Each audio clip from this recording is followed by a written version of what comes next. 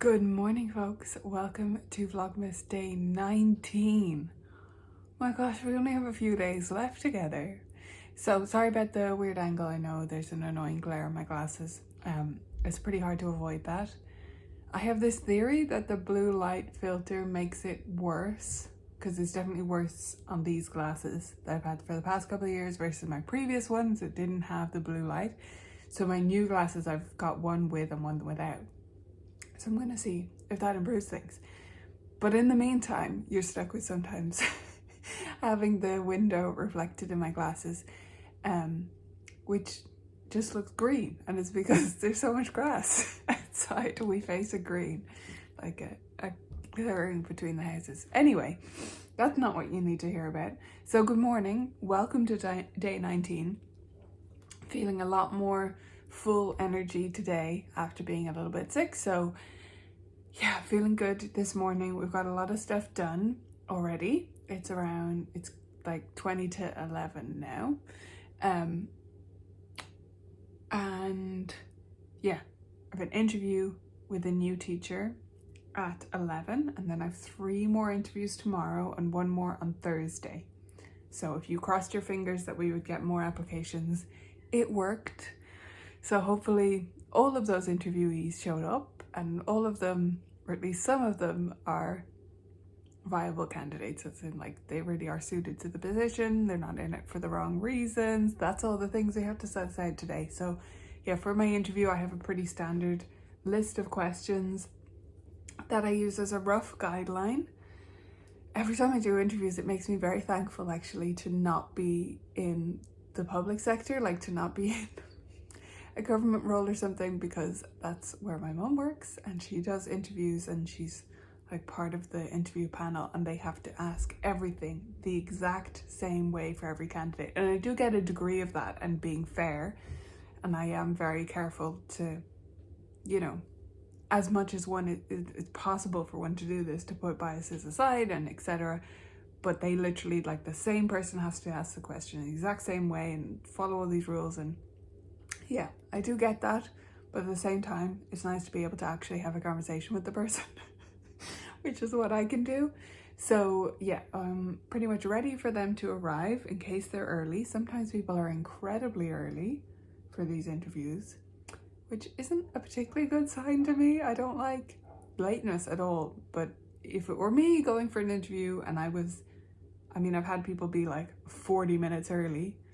If that were me, I would go find a coffee shop or just like walk around or literally sit outside, because I wouldn't want to be that early for something. Anyway, that's just me maybe. So yeah, we're gonna do this interview and then we're gonna go straight away. I'm gonna head out to go to the fabric shop, as I mentioned yesterday. So that's on the opposite side of the city centre from me. But since we don't have the teacher meeting today, I have plenty of time to do that and be back and get ready for teaching. So that should be all good. We're going over there to look for the 100% cotton wadding and possibly some fun things as well, and 100% cotton thread. They have those things online, so I'm fairly sure they're going to have them when we go there. And it's a lovely little shop, so hopefully I'll take some photos or something inside there to share with you. And I may catch up with you to talk about the interview on the way over there. But what I've been doing this morning is working on the Practice Symposium. So this is something I've been almost, I don't like pulled the trigger as a phrase, almost said yes to, that's not a very good phrase, several times, and then being like, oh, but should I? And then I decided, no, there's no other time to do it. So we're doing it in February. I had put it to a vote and a lot of people did vote for February, and then I thought, oh, is that too soon? But since it's on the topic of practice, there's no point doing it later in the year. Like, I can't do it later in the year, so it would only be April or June. And as a topic, practice is not ideal for then. We want to do it while we're in the throes of teaching and can actually do things with it, right? So we're doing it in February. I've already got a few guests lined up and should have a few more to announce soon. And what this is a 3-day online live event, okay? So the guests pre-record their sessions, but we watch them together live, and I present it all live. If you came to the Teacher Turbo Boost, it's like that, but it's 3 days instead of 5. And it's going to be February 13th to 15th. So by the end of today, I should have the live link set up, the page where you can purchase. So I'm going to put that link in the description here. And then I'm getting emails set up to send out to people and stuff like that. At the moment it's on super early bird pricing, as I call it, and that's going to be until January 31st, until New Year's. Okay, so that rate is only until then. And if members are watching this, there'll be a special member link, so that'll be posted in the forums. I'm hoping to get all of that done today, in between this interview and heading to the fabric shop. So yeah, a busy day, but I've got some of it done already, and I just want to get the info out there before it's actually like Christmas, and then some people are completely offline and don't have a chance to get the super early bird pricing. So yeah, that's me for this morning. Oh yeah, that was the other thing I wanted to mention, is some comments on yesterday's video saying, and like I get this sometimes from time to time elsewhere, because I made the dress for Christmas Day, and saying, oh, you could sell dresses. And I find it kind of funny, because like, well, I used to do that. So yes, I could, but I've chosen not to do that. That's my hobby. It's not my business. And the thing is, when I was in my early 20s, I guess, and still building everything, being a self-employed person, I did need to, like, new ideas for side hustles. Sure, we're welcome. I can do a bit of this, I can do a bit of that.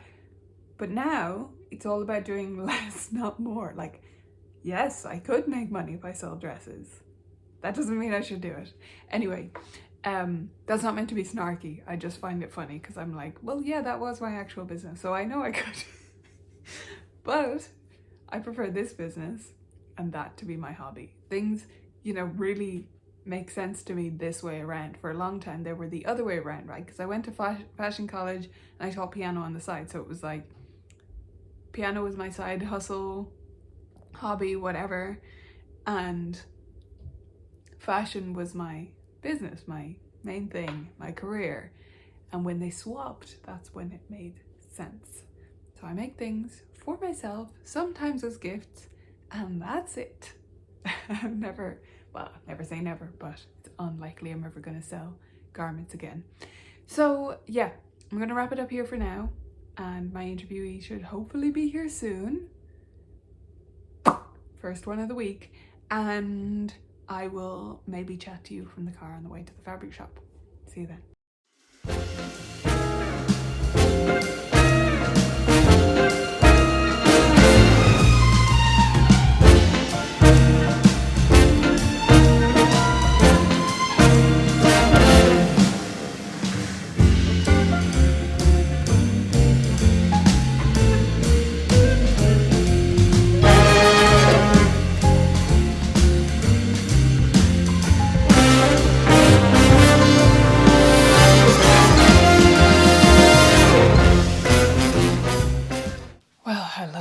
We're back in my teaching room. I hope you enjoyed a little bit of footage of the expedition. Traffic wasn't as bad as I expected. Obviously it's worse than it would be regularly, but yeah, not as bad as I expected it to be this close to Christmas. So that was good. I'd say around now is when it's totally insane. So I'm glad we were able to go a little bit earlier. And it was successful. So let me show you what I got. So this is for my mum's bow cozies. I'm gonna take off the ribbon so I can show you the different fabrics. It was a set of fat quarters that they actually didn't have on their website, and then she said, well, they just arrived in, like they were delayed in a shipment, so that's awesome. So there's this beautiful one with a robin. That's especially why I got it, because I think my mum will love that. Oh, I didn't even see this one's crown. This is even cuter than I thought. Look at that.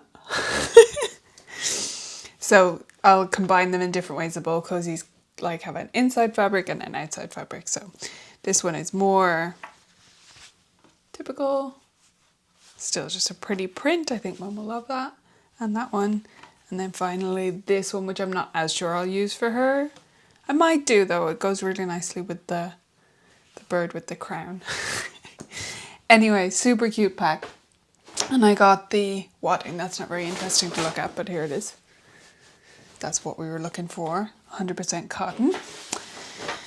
And on her website, she didn't have much 100% cotton thread. I thought she was only going to have black because it looked like everything else was out of stock, but they actually had a whole other range that I just wasn't finding on the website. So I got blue because that'll pick out nice things in those fabrics. And then, you know, I was in a fabric shop, so I got things for myself too. So I got these two, which I had seen again on the website before going, and I just couldn't resist. I'm going to do I think I'm going to do a shirt, probably. That's 50-50. I think it would be gorgeous as a blazer, but it's not the right weight for a blazer. It's too light. But I think a shirt that's like this is just my kind of ridiculous. So delighted with those. And then, so those are from, she told me, they're dead stock, which means extra fabrics. So when brands, shops, whatever, are ordering fabric, they usually order extra, or they get the fabric factory has to make like certain job lots, and then if the brand doesn't order all of it, I'll explain how Zara does it, but it's not the same for every. But for example, Zara, the way they work so fast, you know, the way they revolutionised the fast fashion whatever market, which is obviously terrible for the world. But anyway, they're a great business case study. They're very interesting. But the way they did it was, number one, they kept their production much closer. So it's mostly in Turkey for Zara. They started out of Spain, so much closer than usual, which would be outsourcing to China, right? Or Asia somewhere. But not only did they do that to reduce the lead times, they also order smaller quantities because their production is closer. They order smaller quantities of something. So they design a style, they order a smaller quantity of it to their stores. And if it starts selling fast, they immediately order more, and they can work fast enough, 6 weeks, I think, turnaround, that they can then restock it before so that's kind of how they work, which sounds less wasteful because they don't order vast quantities, but they still make the fabric. That's how they're able to do that. Anyway, this isn't just like me ragging on Zara, it's just a good example. It's often used as an example in fashion. But these fabrics are dead stock, which means they're like extra fabrics that brands either ordered or was made for a brand and they didn't end up using.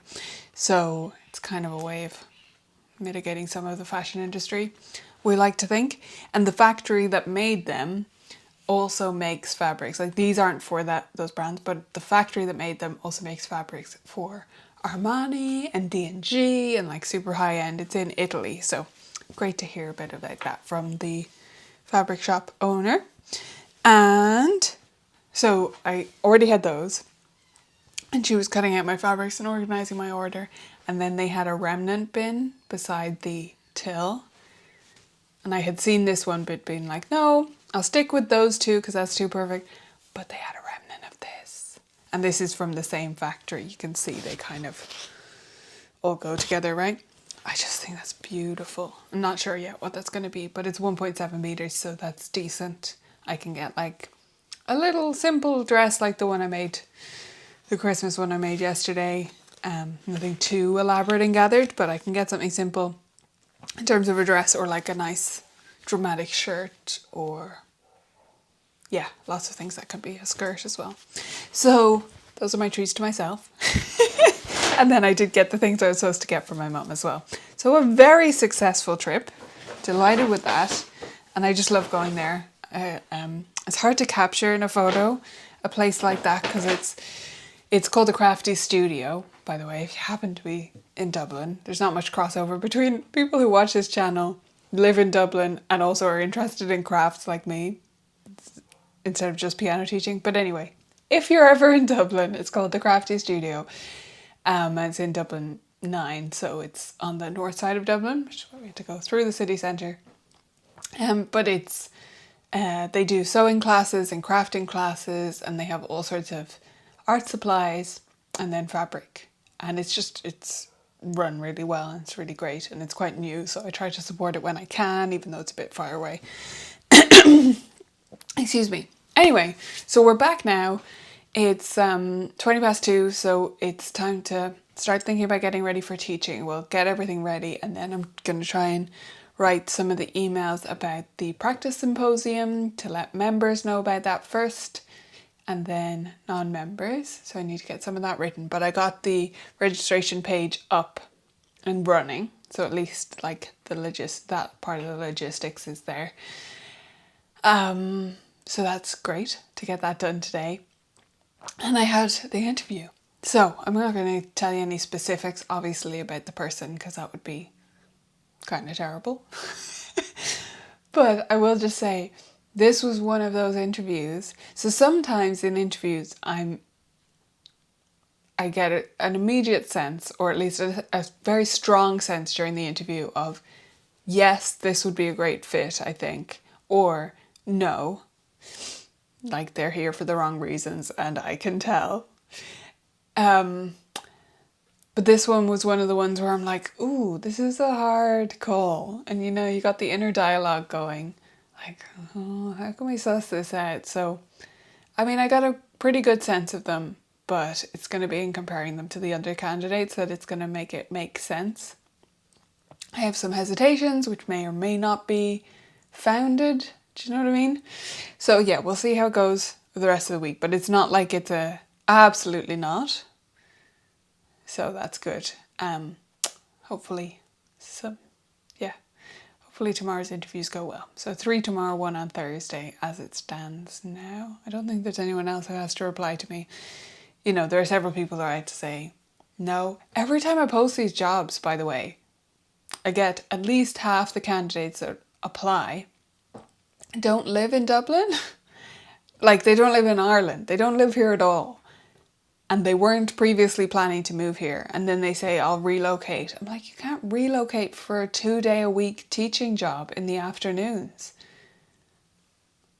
I wonder sometimes whether it's just the cost of living here is really high. And therefore, pay rates are going to be higher, right? So from some countries maybe, and this is European countries mostly that apply, but they look at it and the hourly rate and they think that sounds great. And I'm like, it's not that great. Like, not that I pay badly. I just mean you can't live here on 2 days a week. So unless you were already planning to live here and already have accommodation sorted, because it's impossible to find somewhere to live here, you can't move here for this job. That's not realistic. But saying anything to that effect is what got me called. You know, I was like marked as discriminatory by Indeed and like banned. My posts have been banned. So I can't say anything about already living here. But clearly you have to already live here. I mean, it's different if someone says, I'm moving there anyway in January, you know. Anyway, so at least we have several real candidates. So hopefully it will all work out. That's what we're hoping, because I don't want to be stressing about this over Christmas. I want to get it sorted and not have to think about it during the break. The other thing I did though today was make a list, and I need to continue adding to that, of like, you know, because I wasn't that well last week, I wasn't as productive, which is fine, but it does mean my brain starts going, yeah, but you have to do all these things, you know? So I made a list this morning of like, here are all the things you could be doing. And then I need to revisit that list and say, okay, which ones do you actually have to do before you go back to teaching in January, you know? Like, when do these things actually have to happen? Because once I narrow that down, I will have to work a little bit over the break, but probably not that much. You know, when your brain is just running around in circles going, no, you have to do all the things, you have to do all the things. And then you sit down and you're like, oh, there's only a few things here. That's fine. Anyway, I'm going to stop rabbiting on now. I'm going to edit this video and get it uploaded. I hope you enjoyed the little fabric expedition today. And as I've been saying, if you've any special requests, let me know, because we've got a few more days of Vlogmas left.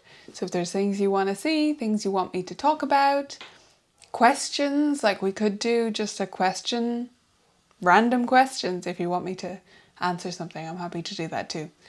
I keep looking out the window and past you, by the way. It's because there's birds flying everywhere, so that's why I look distracted. But yeah, I'm gonna love you and leave you there, and I will talk to you tomorrow.